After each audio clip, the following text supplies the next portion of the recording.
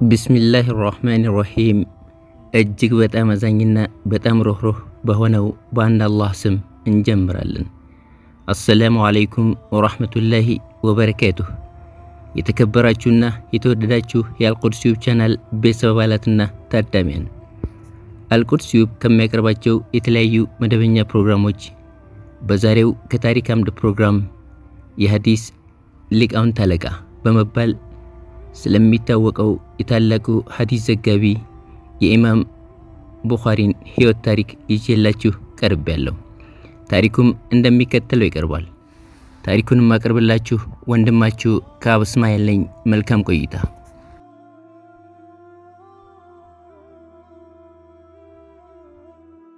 በእስላማዊ ዓለም ውስጥ ከቁርአን ቀጥሎ እጅግ ትክክለኛ ኪታብ ተብሎ የሚታወቀውን ሰሂህ አልቡኻሪን ለዓለም ያበረከቱት ታላቁ ሊቅ ሙሐመድ ኢብኑ ኢስማኤል ኢብኑ አልሙጊራ አልቡኻሪ ይባላሉ።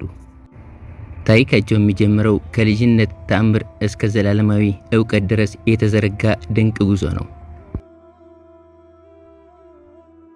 ኢማም ቡኻሪ በ194ኛው ዓመተ ሂጅራ በሸዋል 13 ቀን በኤዥያ አህጉር በቡኻራ ወይንም የአሁኗ ኡዝቤኪስታን ሀገር ተወለዱ። ገና በሕፃንነታቸው አባታቸውን በሞት አጥተው በየቲምነት ቢያድጉም በምግባር የታነጹት ግን በእናታቸው እቅፍ ውስጥ ነበር። በልጅነታቸው ዓይናቸው የመጥፋት ከባድ ፈተና አጋጠማቸው። ሆኖም እናታቸው ተስፋ ሳይቆርጡ ቀን ከሌት ወደ አላህ ሲማጸኑ ከቆዩ በኋላ እናታቸው በአንድ ሌሊት በህልማቸው ነቢዩላህ ኢብራሂም አለይሂ ሰላም መጥተው አላህ ለልጅሽ ብርሃኑን መልሶለታል በማለት አበሰሯቸው። ከእንቅልፋቸው ሲነቁ የቡኻሪ ዓይን በርቶ ተገኘ። ይህም ለወደፊቱ ታላቅ የሐዲስ ብርሃን ጅማሬ ሆነ። ቡኻሪ ገና በ10 ዓመታቸው ቁርአንን ጨርሰው ሐዲስን ማጥናት ጀመሩ። አላህ በምድር ላይ ካሉ ሰዎች ሁሉ ተለይተው የሚታወቁበት ልዩ የማስታወስ ችሎታ ወይንም ፎቶግራፊክ ሚሞሪ ሰጥቷቸው ነበር። ኢማም ቡኻሪ አንድን ሐዲስ አንዴ ከሰሙት ወይም ካነበቡት ፈጽሞ አይረሱትም ነበር። በመቀጠልም በ10 ዕድሜ ክልል ውስጥ እያሉ በቡኻራ ያሉትን ሼኾች ስህተት የሚያርሙበት ደረጃ ላይ ደርሰው ነበር። ከዛም በ16 ዓመታቸው ከእናታቸውና ከታላቅ ወንድማቸው ጋር በመሆን ለሐጅ ሥርዓት ወደ ቅዱሷ የሙስሊም ሀገር መካ ተጓዙ። ኢማም ቡኻሪ መካንና በዚያ የነበሩ የሃይማኖት ሊቃውንትን በጣም ይወደዱ ይመስላል።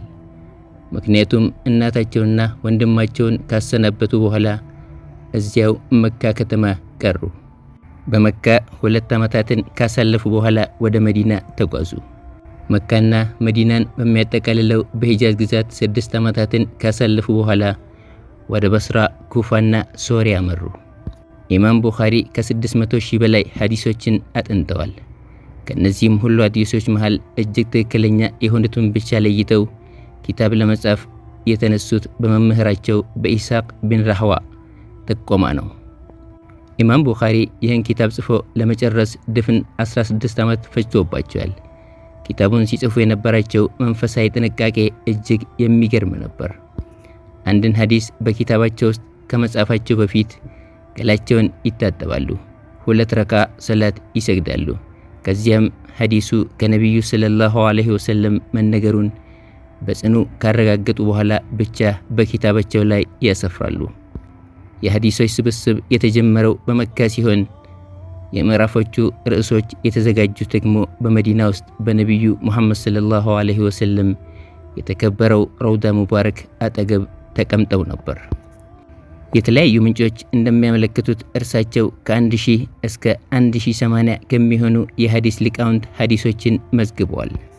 ከብዙ ሊቃውንት ዘንድ ቢማሩም በተለይ እንደ ኢማም አህመድ ኢብኑ ሐንበል፣ አሊ ኢብኑ አልመደኒ፣ ያህያ ኢብኑ መኢንና ኢስሐቅ ኢብኑ ራህወይ ካሉ ታዋቂ የሐዲስ ሊቃውንት በእጅጉ ተጠቅመዋል። ኢማም ቡኻሪ ሰሂህ አልቡኻሪን ከማጠናቀቃቸው በፊት አንድ ህልም እንዳዩ ይነገራል። ይህም በነቢዩ ሙሐመድ ሰለላሁ ዐለይሂ ወሰለም ፊት ቆመው በእጃቸው በነበረ ዝንብ ማባረሪያ ወይንም ደጋን ከነቢዩ ላይ ዝንቦችን ሲያባረሩ በመናም አዩ። ኢማም ቡኻሪ የህልሙን ፍቺ ተርጓሚዎችን በጠየቁ ጊዜ ህልሙ በነቢዩ ላይ የሚነዙ ሐሰተኛ ወሬዎችንና ውሸቶችን እንደሚያስወግዱ የሚያመለክት መሆኑን ነገሯቸው። በመጨረሻም ሰሂህ አልቡኻሪ ተብሎ የሚታወቀውና ከቁርአን ቀጥሎ እጅግ ትክክለኛ ኪታብ ሆኖ በሙስሊሙ ኡማ ዘንድ ከፍተኛ ተቀባይነትን ያገኘው ድንቅ ስራቸው ተወለደ። ኢማም ቡኻሪ ሐዲሶችን የሰበሰቡበት መንገድ አልጋ ባልጋ አልነበረም። ይልቁንም ከፍተኛ ጥንቃቄና ከባድ ፈተናዎችን ተጋፍጠዋል። ኢማም ቡኻሪ አንድን ሐዲስ የሰማ ሰው እንዳለ ሲሰሙ ያንን ሰው ለማግኘት ረጅም መንገድ ተጉዘው ይሄዳሉ። አንድ ጊዜ ሐዲስ ሊቀበሉ ወደ አንድ ሰውዬ ዘንድ ሲደርሱ ሰውየው ግመሉን ሊይዝ እየሞከረ ነበር። ግመሉ ግን ሊያዝ አልቻለም። ሰውየው ባዶ ልብሱን ጨርቁን ዘርግቶ ለግመሉ ምግብ የያዘ አስመስሎ በመጥራት ግመሉን አታሎ ያዘው። ቡኻሪ ይህንን የሰውየውን ሁኔታ ሲመለከቱ ይህ ሰው ለግመሉ ያልታመነና የዋሸ ከሆነ ለነብዩ ሰለላሁ ዐለይሂ ወሰለም ሐዲስ እንዴት ይታመናል በማለት ሐዲሱን ሳይጠይቁትና ሳይቀበሉት ቀርተው ትተውት መንገዳቸውን ቀይረው ተመለሱ። ይህ ለሐዲስ የነበራቸውን ጥብቅ መመዘኛ ማሳያ ነው። በሌላ ጊዜ ደግሞ በመርከብ እየተጓዙ ያለ አንድ ሰው ወዳጅ መስሎ ቀረባቸው። ቡኻሪም በታማኝነት 1000 የወርቅ ዲናር እንዳላቸው ነገሩት። ሰውየው ሌሊት ላይ በድንገት እየጮኸ ተነሳና 1000 ዲናሬን ተሰረኩ ብሎ በመርከቧ ውስጥ ሁከት ፈጠረ። መርከቧ ላይ ያሉ ሰዎች ሁሉም ሰው እንዲፈተሹ ተደረገ። ቡኻሪ ሰውየው ሊያጠምዳቸው እንደፈለገ ሲረዱ ማንም ሳያቸው የወርቅ ከረጢቱን ባህር ውስጥ ጣሉት። ፍተሻው ተጠናቆ ገንዘቡ ሳይገኝ ቀረ። ከመርከቧ ሲወርዱ ሰውየው ወደ ቡኻሪ መጥቶ ገንዘቡ የት ገባ አላቸው። ቡኻሪም ባህር ውስጥ ጣልኩት አሉት። ለምን እንዲህ ታደርጋለህ ሲላቸው እርሳቸውም ሕይወቴን ሙሉ የገነባሁት የሐዲስ ታማኝነቴ በአንድ ሌባ ውንጀላ እንዲጠፋ አልፈልግም። በሐሰት ተከስሼ ክብሬ ከሚጎድል ገንዘቡ ቢጠፋ ይሻለኛል አሉት። በአንድ ወቅት ደግሞ እንዲህ ሆነ። ኢማም ቡኻሪ ባግዳድ ሲገቡ የከተማው ሊቃውንት የእውቀታቸውን ጥልቀት ለመፈተን ወሰኑ። 10 ሰዎችን መረጡና እያንዳንዱን ሐዲስ ሰነድ፣ የተነገረበት ሪዋያ ሰንሰለትና መትን ንግግሩን ቀያየሩባቸው። ማለትም የአንዱን ሐዲስ ንግግር ለሌላኛው ሰነድ ሰጡት። በህዝቡ ፊት ፈተናው ተጀመረ። አንደኛው ሰው ተነስቶ የተቀያየረ ሐዲስ ሲያነብ ቡኻሪ ይህንን አላውቀውም ይሉ ነበር። 10ሩም ሰዎች 100 ሐዲሶችን በተመሳሳይ መልኩ ሲያነቡ ቡኻሪ ሁሉንም አላውቀውም አሉ። ሰዎች ቡኻሪ ዕውቀቱ ይሄ ነው ብለው መጠራጠር ጀመሩ። 10ሩም ሰዎች ንግግራቸውን ሲጨርሱ ግን ቡኻሪ ተነሱ። ለእያንዳንዱ ሰው አንተ ያልከው እንዲህ ነበር፣ ትክክለኛው ሐዲስ ግን እንዲህ ነው በማለት 100ንም ሐዲስ መጀመሪያ ሰውየው በተሳሳተ መንገድ እንዳነበበው በቃላቸው ደገሙት። ከዚያም ለእያንዳንዱ ሐዲስ ትክክለኛውን ሰነድና ንግግር አያይዘው ሰጡት። የከተማዋ ሊቃውንት በችሎታቸው ተደንቀው እጅ ሰጡ። ቡኻሪ በጥልቅ ዕውቀታቸው ከፍተኛ ዝናን ቢያተርፉም መቀኞችና ተቃዋሚዎች አልጠፉም። አረገዢ ልጆቼን ቤት መተህ አስተምርልኝ ሲላቸው ቡኻሪ ግን ዕውቀት ወደ ፈላጊው ቤት አይሄድም፣ ዕውቀት የሚፈልግ ወደ ዕውቀት ይመጣል በማለት ለዕውቀት ያላቸውን ክብር በተግባር አሳዩ። ይህም ከቡኻራ ሀገር ገዢው ጋር አጋጫቸው። ኢማም ቡኻሪ በሕይወታቸው መጨረሻ አካባቢ ከሀገር እንዲሰደዱ ተገደዱ። በትውልድ ሀገራቸው ቡኻራ እንኳ እንዳይቀመጡ ተደረጉ።